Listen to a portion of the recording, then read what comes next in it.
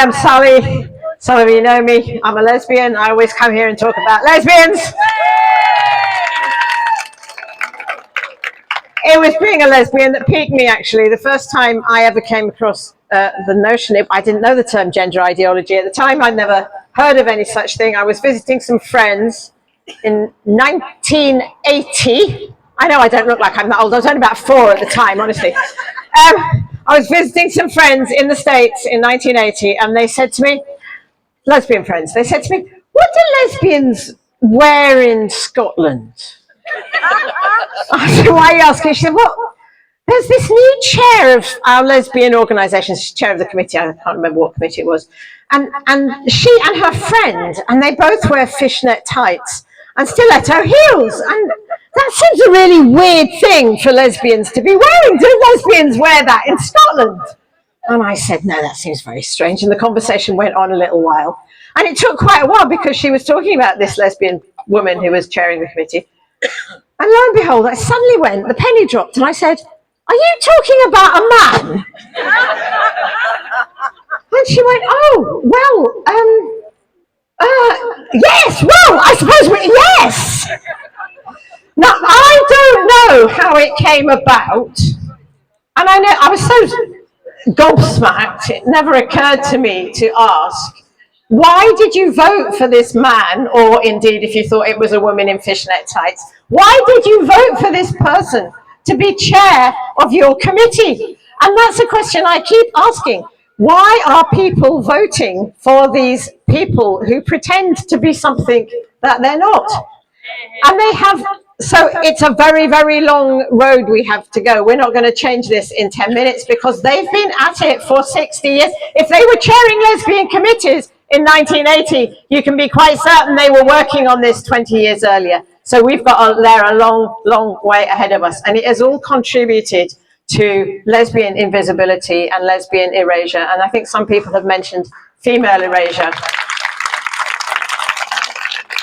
But lesbians are completely invisible. We don't exist in any meaningful sense in terms of policy or practice. I'm a member of an organisation some of you might not know called Scottish Lesbians. There's a flag somewhere. Jenny, wave the flag.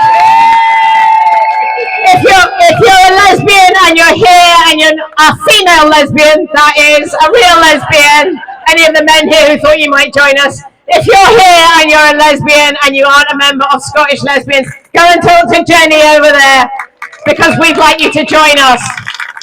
We're not, as somebody once suggested to me, a dating group. Oh, that's nice, a dating group. No. Well, we might be as well, who knows? So we've started to talk to some MSPs because we think that it's about time that the Scottish Government took some notice, actually remembered that we exist. So we asked them, what have you talked about lesbians? Well, they haven't, because all the conversation about lesbians is about male lesbians, or men who call themselves lesbians, right? So what work, has this gone off?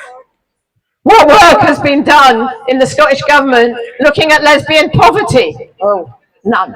What work has been done by the Scottish Government looking at Scottish housing? Oh, none.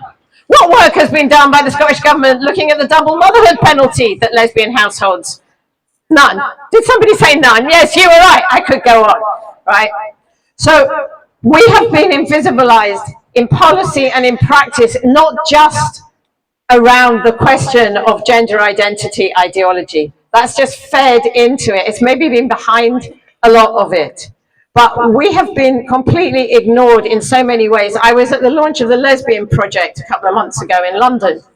And Jo Phoenix was talking about some research that she'd done. And what she'd done was she'd looked at a whole load of pieces of research on criminality. And only one of them was about lesbians. Only one, there were hundreds she'd looked at to analyse what the topic was, and only one of them was on lesbians. And what everybody who was speaking there was saying was that when you look at the research that's done, there is no research done on lesbians. We're lumped in with women, or we're lumped in with men who call themselves lesbians, or maybe we're just lumped in with both of those groups, or we're lumped in with LGBTQI plus. Let me tell you, there is no such thing as LGBT. Somebody said to me once, when we were talking about something, she said, well, I'm LGBT. And I went, you are? How can you be LGBT? Are you L, or are you G, or are you B?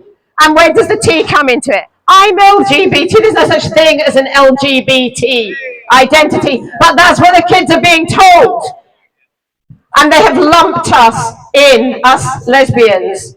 It was a forced marriage, forced by Stonewall, because they ran out of anything to do after they achieved equal marriage. And I have to say, even when Stonewall was a good organisation, when they were one of the goodies, they never spoke for me as a lesbian. Yes, they were formed because of Section 28, and yes, that affected me as a lesbian, or particularly friends of mine who were lesbian teachers who lived in absolute fear. And so that campaign covered every gay person in the country, and actually people who just supported lesbian and gay people in the country. But after that, all their campaigns were about men's issues. I mean, men have got a lot more issues than women. You know, we can look after ourselves better. But, you know, they didn't do campaigns on the things that I talked about, lesbian housing, lesbian poverty.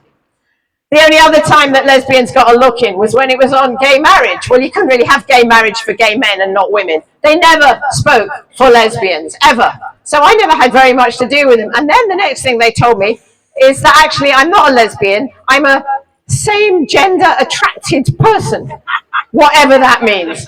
Now I want to know how anybody at Stonewall thinks that they have the right to tell me who I'm attracted to. I think I probably know better than they do. And I am not same gender attracted. I don't even know what gender means, because it doesn't mean anything. If I'm attracted to somebody, it's a woman, and it's because she's a female person. And let's please stop talking about LGBT. Talk about LGBT if you must. Personally, I prefer to just talk about lesbians, but that's a choice. But can we please talk about the TQI pluses completely separately from the L's and the G's and the B's? I refuse to be in a forced alliance with people who oppress me by definition. There is no possibility that you can fight for the rights of men to be called women simultaneously with fighting for my right as a lesbian to love whom I please.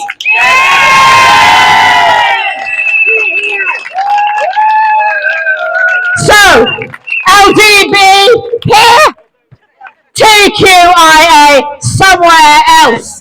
Go and fight your own battles and leave us to fight ours. Thank you.